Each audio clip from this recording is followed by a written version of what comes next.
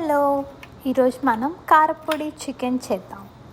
First ఆనియన్స్ని సన్నగా cut చేసుకొని, తర్వాత ఒక జార్ తీసుకొని దాంట్లో ఒక స్పూన్ అల్లం వెల్లుల్లి పేస్ట్ వేసి, తర్వాత డ్రై కోకోనట్ ఎండు కొబ్బరి ముక్కలు, ఆ తర్వాత ఒక హాఫ్ ఆనియన్, ఒక స్పూన్ గసాలు ఇవన్నీ మిక్స్ చేసి దీనిలో ఇప్పుడు కొంచెం పసుపు, ఆ తర్వాత 1 స్పూన్ సాల్ట్, 1 స్పూన్ కారం, బాగా వాష్ చేసిన చికెన్.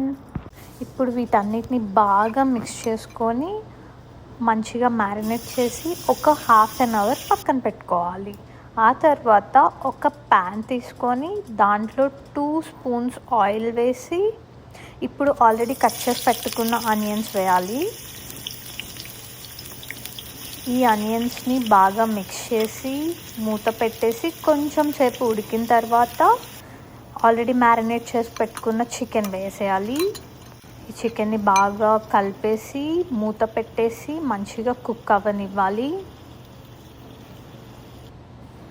మధ్య మధ్యలో ఓపెన్ చేసి చూసుకోవాలి. చికెన్ కుక్ అయిపోయింది.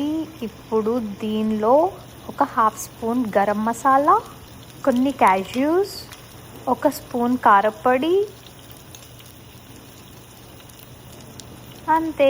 బాగా మిక్స్ చేసి కొంచెం సేపు మూత పెట్టేసి ఫ్రై అవ్వనివ్వాలి.